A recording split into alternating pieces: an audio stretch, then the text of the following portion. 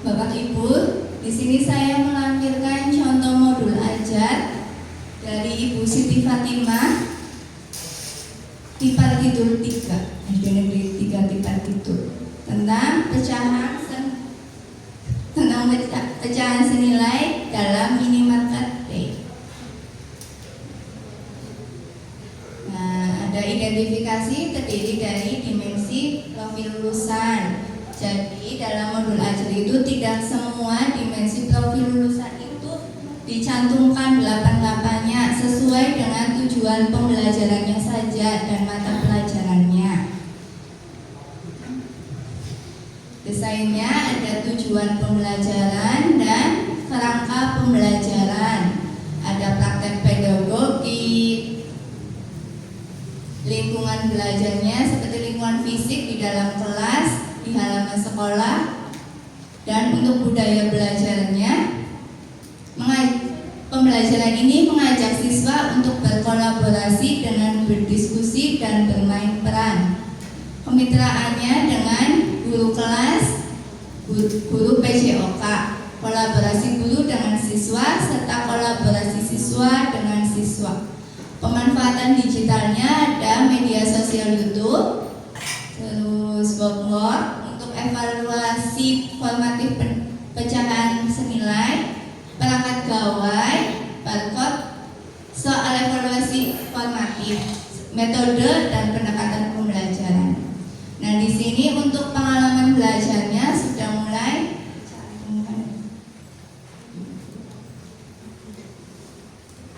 untuk pengalaman belajarnya ada sudah dicantumkan seperti berkesadaran, bermakna,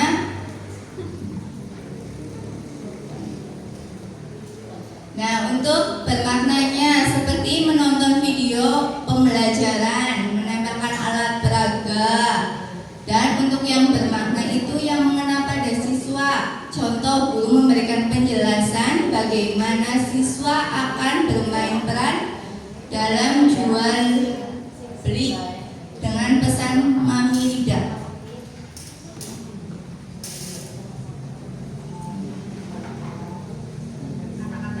Dan untuk berkesadaran, untuk pengaplikasian biasanya guru memberikan LKPD kepada peserta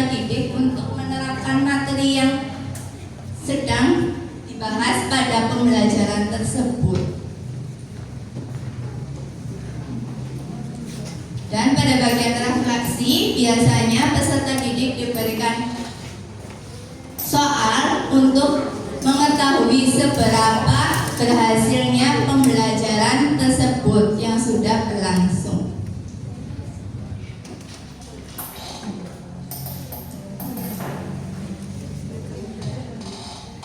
Itu saja Bapak Ibu yang bisa saya sampaikan. Kurang lebihnya saya mohon maaf yang sebesar-besarnya. Wassalamualaikum warahmatullahi wabarakatuh.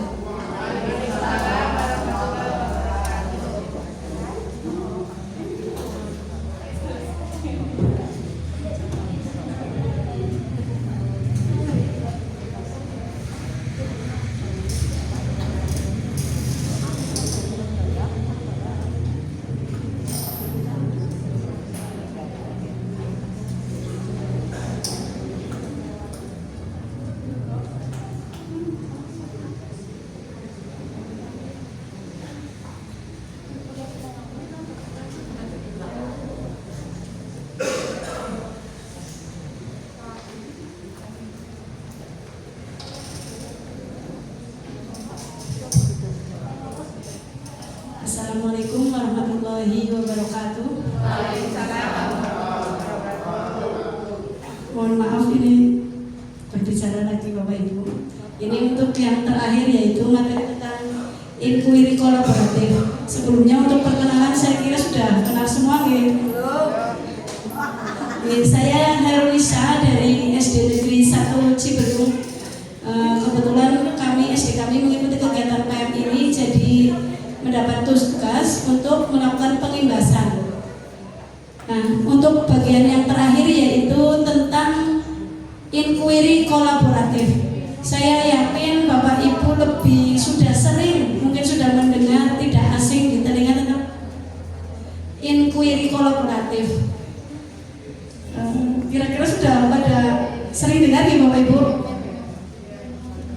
Inquiry kolaboratif. Mungkin sebelum saya menceritakan tentang inquiry kolaboratif, dari Bapak Ibu mungkin ada yang bisa menyampaikan apa itu, mungkin dari istilah kata atau apa dari inquiry kolaboratif. Monggo.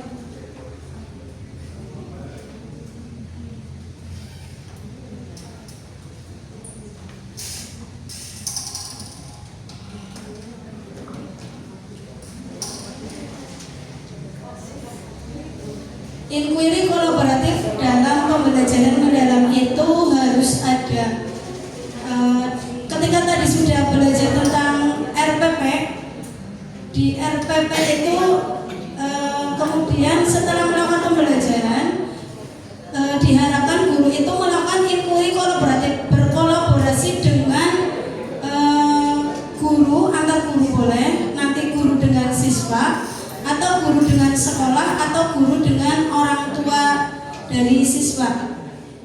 Pengertian inquiry kolaboratif adalah pendekatan berbasis tim yang memungkinkan guru untuk bekerja bersama dalam mengidentifikasi tantangan di kelas, merancang strategi pembelajaran, dan secara berkelanjutan merefleksikan serta menyempurnakan praktik pengajaran. Pendekatan ini bersifat reflektif dan berbasis data, berfokus pada proses kolaboratif dan tidak hanya bertujuan meningkatkan hasil belajar, tetapi mengembangkan profesionalisme guru melalui analisis data dan perbaikan strategi pembelajaran secara bersama-sama. Jadi inquiry kolaboratif ini adalah sebuah tim. Tim tidak hanya guru kelas atau guru satu fase saja, tetapi boleh beda fase. Yang tidak di sekolah itu juga boleh luar dari sekolah, misalkan melalui gugus seperti itu boleh. Yang namanya inquiry kolaboratif boleh seperti itu.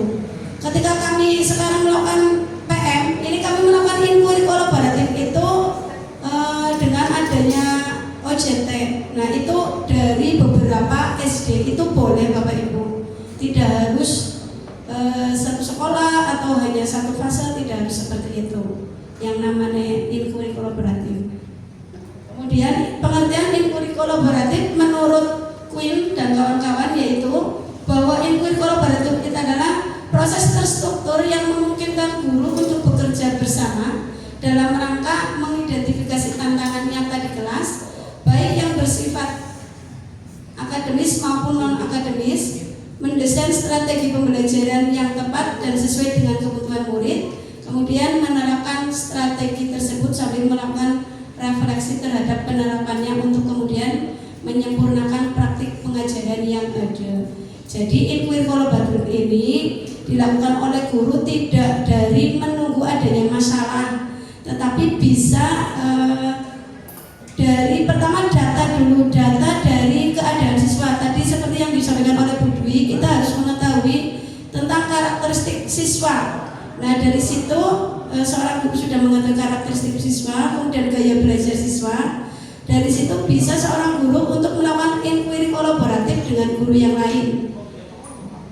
Inquiry kolaboratif di sini nantinya itu yang dilakukan bisa dilakukan di kelas manapun, tidak hanya kelas tersebut, bisa di kelas yang lainnya, baik kelas tinggi ataupun kelas rendah, seperti itu Bapak Ibu. Berikutnya untuk prinsip kolaboratif ada 7. Yang pertama berbasis data dan bukti. Yang kedua kolaborasi yang setara dan bermakna. Yang ketiga budaya profesional yang terbuka dan reflektif. 4 terstruktur tetapi fleksibel. 5 fokus pada pembelajaran dan hasil murid. Yang keenam pembelajaran berkelanjutan. Dan 7 kontekstual dan responsif. Itu untuk prinsip inquiry kolaboratif. Berikutnya siklus inquiry kolaboratif itu ada 4, yaitu akses atau identifikasi, desain atau perencanaan, kemudian implementasi atau pelaksanaan, yang terakhir adalah measure, reflect, atau pengukuran keberhasilan, refleksi atau perbaikan. Dalam siklus kolaboratif ini harus memenuhi 4 itu, harus ada siklusnya dalam inquiry kolaboratif. Kemudian nanti ada siklusnya, ada siklus pertama, kemudian nanti diperbaiki dari refleksinya, kemudian lanjut ke siklus yang kedua. Mungkin Bapak Ibu sudah pernah mengetahui yang namanya PTK nggih, Bapak Ibu. Nah ini hampir mirip dengan seperti PTK, tetapi kalau PTK itu dulu juga melakukan dengan 4 cara atau 4 siklus, tetapi bedanya di inquiry kolaboratif itu, kalau PTK dulu guru itu sendiri yang menyelesaikan, kemudian kalau pembelajarannya sudah tercapai, siklusnya berhenti. Tetapi kalau di inquiry kolaboratif ini, yang merencanakan dan merefleksi itu dari tim, sebuah tim, kemudian itu berlanjut. Tidak setelah berhasil terus selesai, tapi itu masih berlanjut karena bisa kemungkinan ada hal-hal masalah yang lain yang bisa timbul dari hal tersebut. Seperti itu Bapak Ibu, bedanya inquiry dengan PTK. Berikutnya tentang yang pertama dari siklus inquiry kolaboratif, yaitu akses. Identifikasi yang pertama adalah dalam siklus inquiry kolaboratif, identifikasi yaitu proses memahami secara mendalam siapa murid yang ada di hadapan kita dan apa fokus inquiry kolaboratif yang ingin disasar. Tahap ini menjadi fondasi utama yang bagi keseluruhan siklus pembelajaran dan perbaikan praktik, karena keputusan pedagogis yang bermakna harus berakar pada pemahaman utuh tentang murid. Nah dari asas ini kita berawal dari ketika kita masuk awal kelas, pasti Bapak Ibu melakukan adanya yang tes diagnostik awal, kemudian nanti ada tes gaya belajar siswa. Nah dari situ berawal dari itu bisa menjadi untuk data tentang asas ini, untuk identifikasi. Jadi mengetahui tentang gaya belajar si anak, kemudian karakteristik anak tersebut. Nah itu bisa menjadi modal dari untuk identifikasi awal. Berikutnya, bahwa pengumpulan data ini nih dari asesmen awal untuk mengetahui pengetahuan dan keterampilan awal murid, kemudian hasil asesmen dan evaluasi sebelumnya, seperti nilai ulangan, tugas, dan portofolio. Bisa juga dari observasi langsung, yaitu pada saat proses pembelajaran di kelas, termasuk interaksi dan keterlibatan murid. Biasanya kalau di kelas kalau ada kegiatan kerja kelompok atau diskusi, itu bisa menjadi data bagi kita apakah pembelajarannya ini perlu ada perbaikan atau sebagainya. Kemudian ada feedback dari murid, orang tua, dan pemangku kepentingan lain. Kemudian data lingkungan belajar dan sumber daya yang tersedia di sekolah. Ini sebagai data awal pengumpulan data untuk mengidentifikasi mau melakukan inquiry kolaboratif. Untuk berikutnya ada beberapa pertanyaan sebagai kunci, yaitu yang pertama, data atau informasi yang apa yang sudah kita miliki tentang murid kita. Kemudian apa kekuatan yang sudah dimiliki oleh murid, apa tantangan atau kebutuhan murid yang perlu kita tanggapi.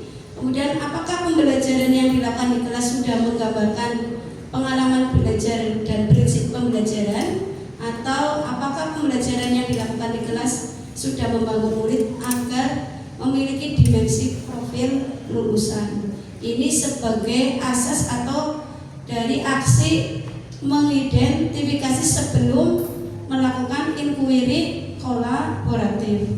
Berikutnya yang kedua adalah desain atau perancangan. Setelah memahami secara mendalam siapa murid yang ada di hadapan kita pada tahap asas ini, maka tahap berikutnya adalah dalam siklus inquiry kolaboratif, yaitu merancang pembelajaran yang bermakna, adaptif, dan menantang. Pada tahap ini, guru bersama tim berkolaboratif mulai bertanya dan berdiskusi mengenai strategi dan pendekatan pembelajaran yang paling relevan untuk menjawab fokus inquiry yang sudah ditentukan agar terpenuhinya kebutuhan dan potensi murid. Tadi setelah kita melakukan identifikasi atau dari data-data yang kita peroleh, kemudian kita bersama tim melakukan perencanaan apa yang harus kita lakukan dari data tersebut. Dalam perancangan itu guru dan tim berkolaboratif memperhatikan beberapa komponen penting. Yang pertama adalah prinsip pembelajaran, yaitu pembelajaran harus berkesadaran, sadar akan kebutuhan dan konteks murid, kemudian bermakna dan membahagiakan atau menyenangkan, yaitu menciptakan suasana belajar yang menyenangkan dan memotivasi siswa. Yang kedua, pengalaman belajar, bahwa rencana pembelajaran itu mencakup tahapan memahami konsep, mengaplikasi pengetahuan dalam konteks nyata, serta merefleksikan proses hasil belajar. Dan yang terakhir, 8 dimensi profil lulusan murid, yaitu merancang pembelajaran yang mendukung mengembangkan aspek keimanan, ketakwaan, penalaran Kristus, kreativitas, kolaborasi, dan kemandirian, kesehatan, dan komunikasi.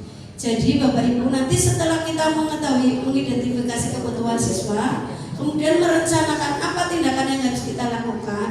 Nah, dalam merencanakan ini itu harus memperhatikan 3 hal itu tadi, bahwa dalam pembelajarannya nanti harus mengembangkan tadi itu 3 prinsip pembelajaran: berkesadaran, bermakna, dan menyenangkan atau membahagiakan. Kemudian harus mencakup profil pelajar, profil lulusan, dimensi profil lulusan. Nah, dari 8 dimensi profil lulusan ini tidak semuanya dicakupkan. Boleh memilih beberapa dari profil itu, disesuaikan dengan materinya, seperti itu. Kemudian berikutnya yang ketiga adalah implementasi atau pelaksanaan. Pada tahap ini, fase di mana guru dan tim kolaboratif secara bersama-sama menerapkan rancangan tindakan yang telah disusun dalam proses inquiry untuk meningkatkan kualitas pembelajaran. Pelaksanaan ini bukan hanya soal menjalankan rencana, tetapi juga melibatkan kerjasama, pemantauan, dan refleksi secara aktif antar anggota tim. Yang keempat yaitu pengukuran, refleksi, dan perubahan. Tahap akhir ini adalah sangat penting, yaitu untuk memastikan bahwa pembelajaran yang telah dilaksanakan benar-benar memberikan dampak positif bagi murid dan menjadi dasar bagi perbaikan berkelanjutan. Pada tahap ini, guru dan tim bersama-sama mengukur hasil pembelajaran. Begini Bapak Ibu, saya contohkan untuk inquiry kolaboratif. Contoh nyata, saya seorang guru di pelajaran kelas 5 ada materi pencernaan. Mungkin ada guru kelas 5 di sini. Begini Bapak Ibu, materi saya adalah bab pencernaan. Setelah saya ngajar di kelas, dengan ada diskusi sudah ada, dengan adanya kegiatan yang menyenangkan, ada speaking dan sebagainya, ada kemudian gambar dan sebagainya. Tapi di dalam diskusi itu ternyata di tim anak-anak itu masih ada yang kurang aktif. Kemudian setelah belajar juga, itu juga si siswa itu kurang memahami dari materi tersebut. Maaf sebelumnya itu bukan pencernaan dulu.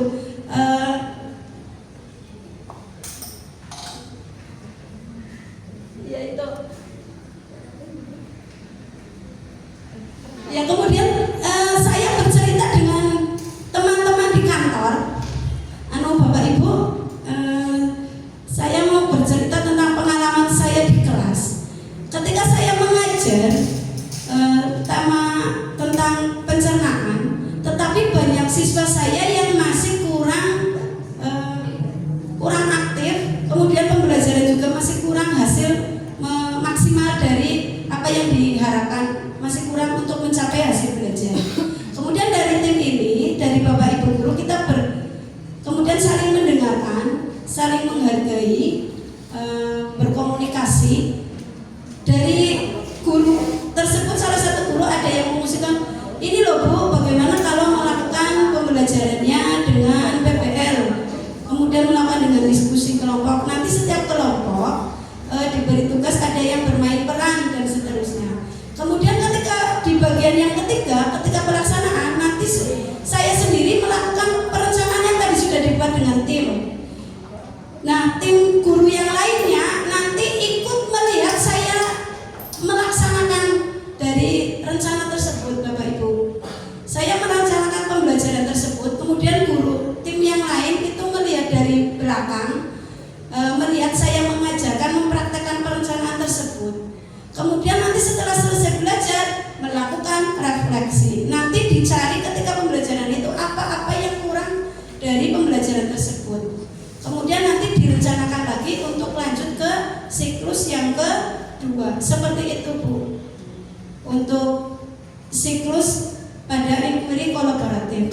Kemudian berikutnya, bahwa penerapan inquiry kolaboratif ini harus ada 3 tadi: membangun dialog terbuka yang reflektif. Dialog terbuka menjadi inti dari proses refleksi kolaboratif. Kemudian agar diskusi dapat berjalan dengan efektif dan produktif. Jadi ketika kita mau melakukan inquiry kolaboratif, harus berbicara lebih jujur dengan keadaan yang ada di kelas kita.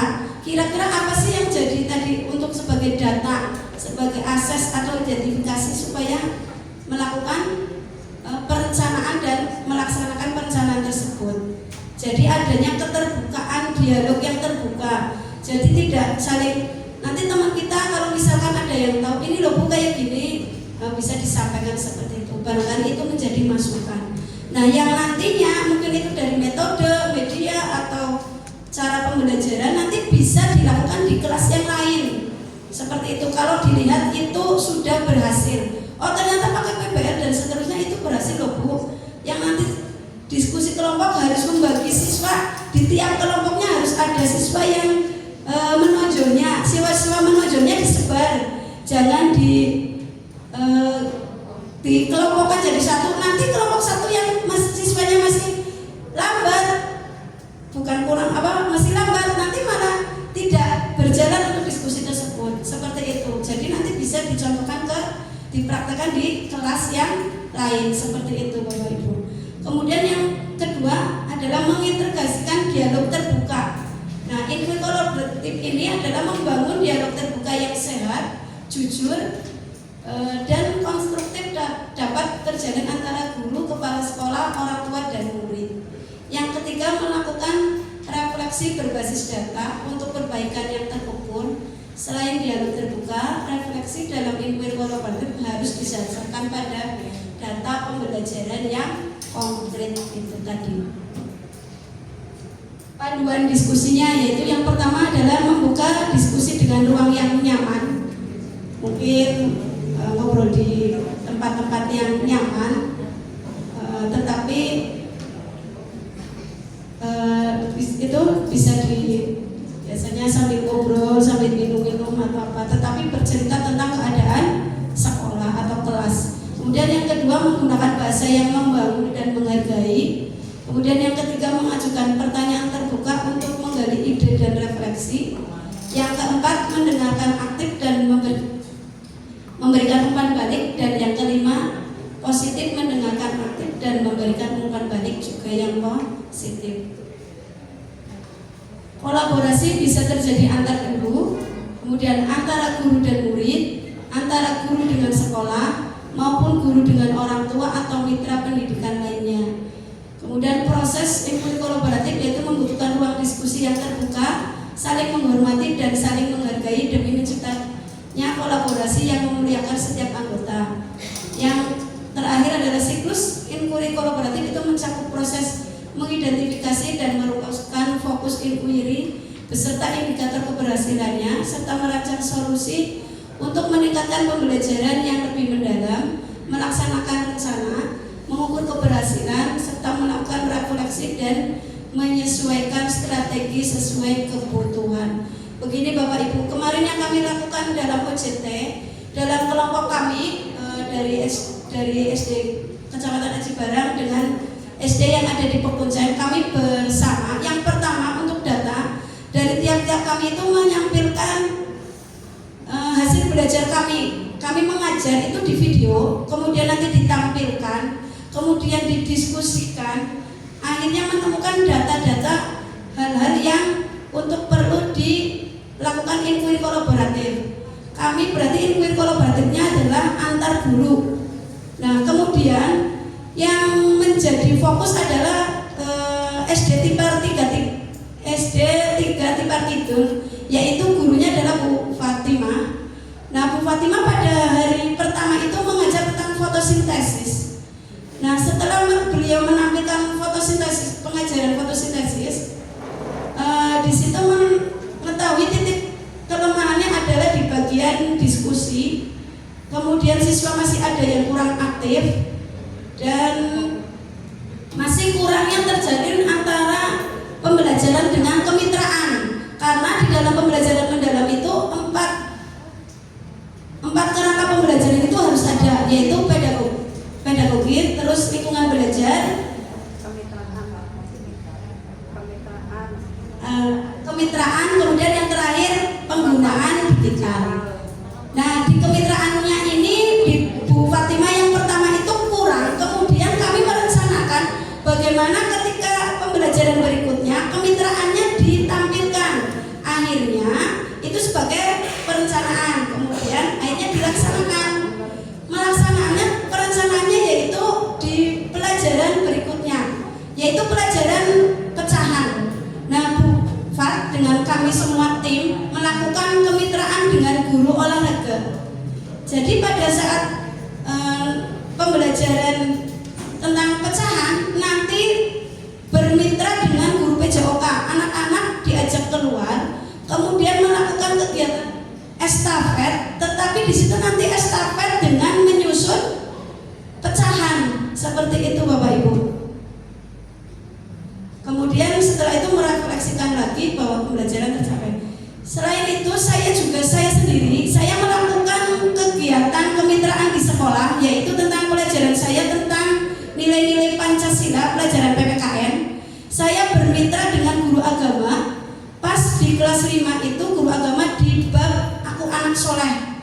Nah, di bab Aku Anak Soleh itu di situ tentang toleransi, yang tentang menghargai antar suku, kemudian toleransi antar agama, toleransi di kehidupan sehari-hari seperti itu. Itu berhubungan dengan pembelajaran saya dengan PPKN.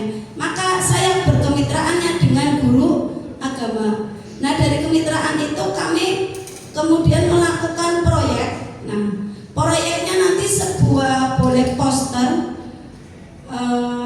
tergantung dari siswanya. Nanti ada beberapa pilihan atau video tentang simulasi tentang bagaimana itu toleransi, kemudian ada empati seperti itu. Itu contoh dari kemitraan dengan guru lain. Dan jadi yang namanya pembelajaran itu harus ada kemitraan. Tetapi yang sering kita sudah lakukan adalah kemitraan dengan murid. Jadi Bapak Ibu, kemitraan dengan murid itu, nah itu tadi ketika kita melakukan diskusi, itu kemitraan dengan murid. Atau mungkin dari murid kita ada yang jadi tutor sebaya, itu juga masuk ke dalam kemitraan dalam pembelajaran mendalam itu. Dari untuk pembelajaran mendalam itu harus ada kemitraan, kemudian harus ada pemanfaatan digital. Mungkin Bapak Ibu sudah melakukan juga pemanfaatan digital, melakukan kuis-kuis melalui aplikasi-aplikasi, ada Wordwall dan sebagainya. Mungkin ada yang melalui langsung pakai HP. Mungkin kalau kelas tinggi seperti itu juga sudah dilakukan di Bapak Ibu.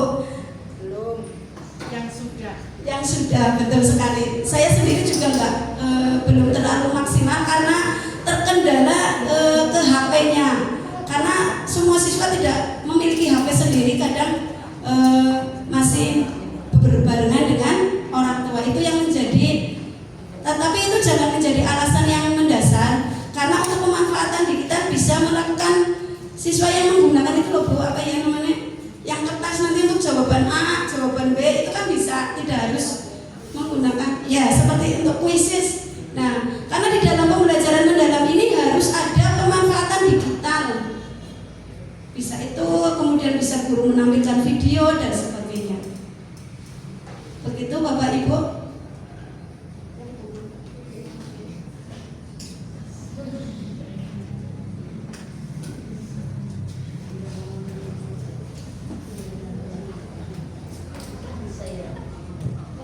Ini Bapak Ibu, Kokaya PTK, tapi inkuin kolaboratif. Ini Bapak Ibu, ada titik beda antara inkuin kolaboratif, saya singkat IK, dan PTK. Bapak Ibu mungkin sudah pernah melakukan PTK nggih? Nah ini yang pertama, kalau inkuin kolaboratif itu permasalahannya semua berkaitan dengan pembelajaran, semuanya. Kemudian kalau PTK itu biasanya hanya tentang model atau metode pembelajarannya. Kemudian kalau inkuin kolaboratif itu dipecahkan harus bersama atau tim, tidak boleh sendirian. Tetapi kalau PTK kan guru itunya sendiri, itu bedanya. Siklusnya sama-sama 4. Di inkuin kolaboratif juga siklusnya 4, ada identifikasi, perancangan, pelaksanaan, kemudian mengukur, merefleksi dan perubahan. Sedangkan di PTK itu tidak mengidentifikasi dulu, tetapi langsung merencanakan, kemudian melaksanakan, kemudian pengamatan, kemudian refleksi. Dan ketika PTK itu sudah selesai ya sudah, hanya minimal 2 siklus. Tetapi kalau yang namanya inkuin kolaboratif itu tidak berhenti di situ saja, bisa nanti ada permasalahan yang lain. Kemudian kalau PTK itu harus ada laporannya berupa buku yang kandel seperti itu. Kemudian kalau di inkuin kolaboratif tidak harus berbentuk karya ilmiah seperti itu, dan bisa dilakukan oleh siapa saja.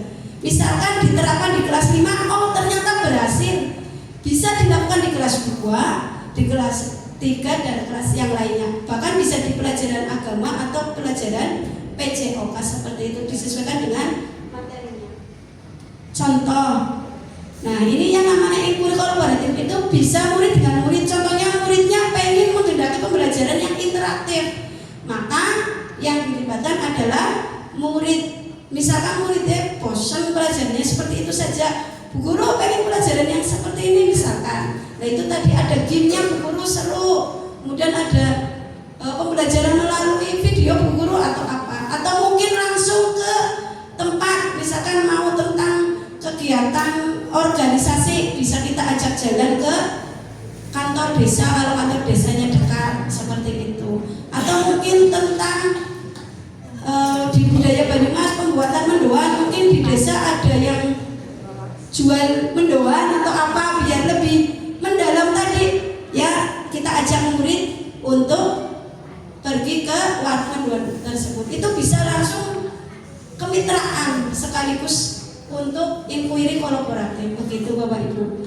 Berikutnya untuk alat peraga, misalkan alat peraga nanti berhubungan dengan kepala sekolah, melibatkan dengan sekolah, nanti bisa pengajuan anggaran BOS atau melibatkan orang tua melalui komite. Misalkan mau pembelajaran ini tidak ada, atau misalkan torsonya udah rusak, mau melakukan organ-organ pada tubuh supaya siswa lebih paham, lebih jelas. Nah, nanti bisa pengajuan ke kepala sekolah seperti itu. Itu tim guru masuk ke dalam inquiry kolaboratif. Ternyata saya yakin Bapak Ibu sudah melakukannya.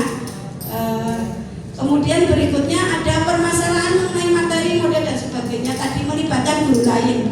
Nah, ini ajang ini bagus sekali nanti untuk berikutnya setelah 2 hari ini kan nanti ada kegiatan KKG untuk lanjutan mendalam.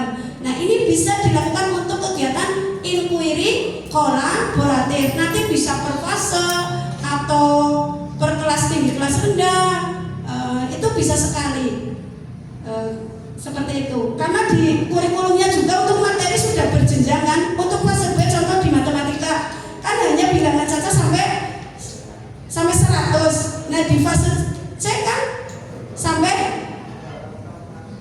100.000. Nah, itu bisa misalkan mungkin dengan media, metode dan sebagainya. Itu kan bisa jadi tim. Oh, ini loh pakai media kantong angka atau apa kan bisa. Nanti diuji cobakan, nanti di pelaksanaan yang lainnya melihat efektif apa tidak dan seterusnya, itu bisa. Kemudian berikutnya permasalahan mengenai semangat belajar, kondisi kelas, mendesain pembelajaran yang menarik. Itu bisa melibatkan murid, kepala sekolah, guru lain, dan orang tua. Begitu Bapak Ibu yang dapat saya sampaikan. Mohon maaf apabila ada kekurangan. Wassalamualaikum warahmatullahi wabarakatuh. Waalaikumsalam.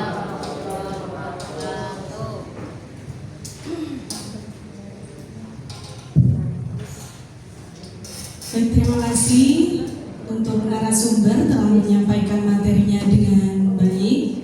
Baik Bapak Ibu, dengan berakhirnya penyampaian materi dari narasumber terakhir, berarti sudah selesai nih bimbingan hari pertama pada kesempatan hari ini tentang pembelajaran mendalam. Kita lanjut besok tentang pembelajaran coding, deh Bapak Ibu. Tinggal coding satu hari lagi. Baik Bapak Ibu, pulang kasih. Alhamdulillah. Sesuai harapan ya. Bapak Ibu, kami sudah mempersilahkan ya untuk kembali ke sekolah masing-masing. Namun jangan lupa jika ada sampah tolong dibawa. Terima kasih Ki. Karena tadi saya hanya di awal untuk pembukaan, jadi ini langsung saja kita sampai bertemu lagi. Terima kasih.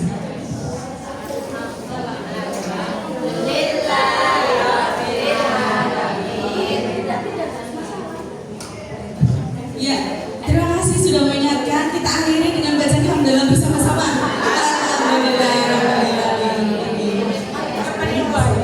Iya, sepertinya masih betah di sini. Iya, soalnya tadi saya sudah mengakhiri